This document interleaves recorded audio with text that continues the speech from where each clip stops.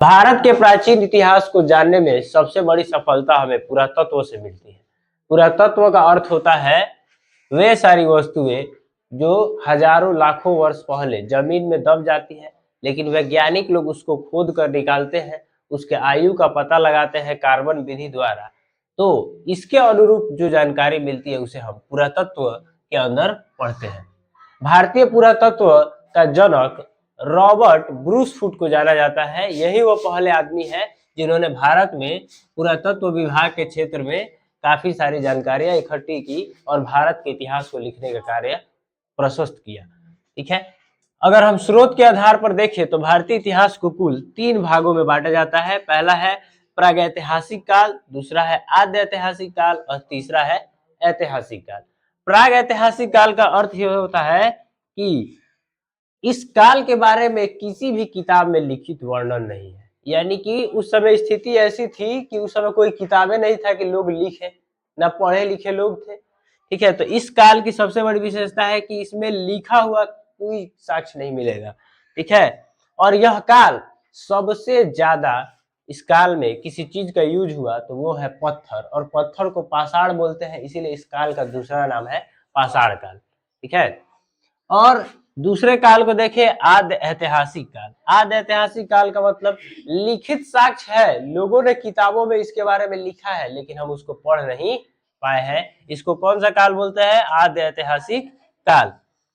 परंतु इसको पढ़ा नहीं गया है, इस काल को पढ़ा नहीं गया है।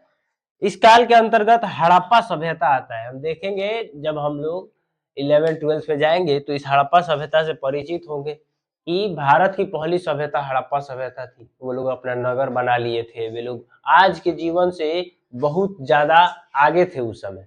ठीक है, तीसरा काल है ऐतिहासिक काल। इस काल के बारे में हमारे पास लिखित साक्ष्य है और हम उसको पढ़ भी सकते हैं। ठीक है, यह काल वैदिक युग से आगे की काल को कहा जाता है। ठीक है, इसके अलावा देखें तो पहला काल हम लोगों को देखने को मिलता है पाषाण काल, 25 लाख से लेकर 1000 ईस्वी। ठीक है, और पाषाण का अर्थ बता दिया गया है। पाषाण का अर्थ क्या होता है? पत्थर होता है। ठीक है, तो 25 लाख से लेकर 1000 ईस्वी पूर्व। ईस्वी पूर्व का मतलब आप समझिए, यहाँ पर आज के समय में आप देखेंगे तो ईस्वी का यूज होगा, लेकिन ईस्वी पूर्व का यूज तब होता है जब ईसाई लोगों के जो भगवान थे ईसा मसीह 1 ईस्वी को इनके जन्म को मानक रूप में माना जाता है, और कहा जाता है कि 1 ईस्वी के बाद के काल को हम ईस्वी कहेंगे और उसके पहले के काल को, ईसा मसीह के जन्म के पहले के काल को ईस्वी पूर्व कहेंगे। यानी कि हम तब का इतिहास पढ़ रहे हैं जब ईसाइयों के भगवान नहीं थे, यानी कि उनके गॉड जो बोलते हैं वो नहीं थे, उससे पहले का इतिहास हम पढ़ रहे हैं।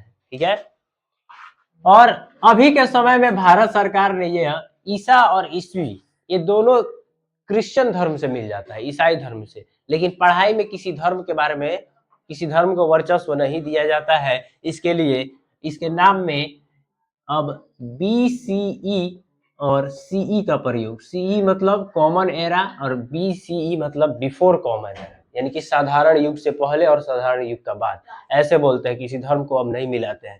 ठीक है, पाषाण काल का मतलब वैसा काल जिसमें पत्थरों की महत्वपूर्ण भूमिका रही, पत्थरों का ज्यादा उपयोग किया गया। ठीक है, यह काल कब से कब तक रहा? 25 लाख से लेकर 1000 ईस्वी पूर्व। ठीक है, यह काल मुख्य रूप से 3 भागों में बटा है। पहला है पूरा पाषाण काल, दूसरा है मध्य पाषाण काल और तीसरा है नव पाषाण काल। ठीक है, पूरा पाषाण काल 25 लाख से 10,000 ईस्वी पूर्व, मध्य पाषाण काल 10,000 से 4,000 ईस्वी पूर्व और नव पाषाण काल 4,000 से 1,000 ईस्वी पूर्व। ठीक है, इसमें हम सबसे पहले जानेंगे पूरा पाषाण काल के बारे में। ठीक है, लक्षण यानी कि इसके बारे में सबसे बड़ी जानकारी क्या है कि शिकारी थे उस समय के लोग। कैसे थे? शिकारी, खाद्य संग्राहक, यानी कि उस समय का मानव सिर्फ और सिर्फ खाने में क्या रखता था? दिलचस्पी। उसकी सबसे बड़ी जरूरत क्या थी? खाना। तो उस समय के लोग शिकारी प्रवृत्ति के थे। कहीं जानवर मिल गया, पेड़ पर फल मिल गया, तुरंत तोड़ेंगे, या फिर जानवर दिख गया तो उसको मारेंगे और खाएंगे, पेट भरेंगे, कैसे भी जिंदा रहना है। तो वह किस प्रकृति के थे? खाद्य संग्राहक प्रकृति के थे। ठीक है, इसके अलावा औजार, किन किन औजारों का? तो एक धातु, एक खनिज होता है क्वार्टरजाइट, और ब्लेड और शल्क, ये सारे चीजों का हथियार वो लोग बनाते थे और उस हथियार से हमला करके अपना शिकार करते थे और उनको खाते थे। ठीक है, महत्वपूर्ण स्थल, अब पूरा पाषाण काल के लोग कहाँ कहाँ पाए गए हैं? ठीक है, तो जमीन की जब खुदाई की गई तो जानकारी मिला कि अतिरम पक्कम, ये तमिलनाडु में है। ठीक है, हथनोरा, यह मध्य प्रदेश में, यहाँ पर मानव की खोपड़ी मिली है जो कितना साल पुराना है? 25 लाख से 1000 ईस्वी के बीच तक पुराना है। वो कहाँ से मिला है? मानव की खोपड़ी कहाँ से मिला है? हथनोरा से। और भीमबेटका, भीमबेटका बहुत ही महत्वपूर्ण स्थल है जो कहाँ है? मध्य प्रदेश में। ठीक है, वहां पर एक अजंता की गुफा है, अजंता की गुफा।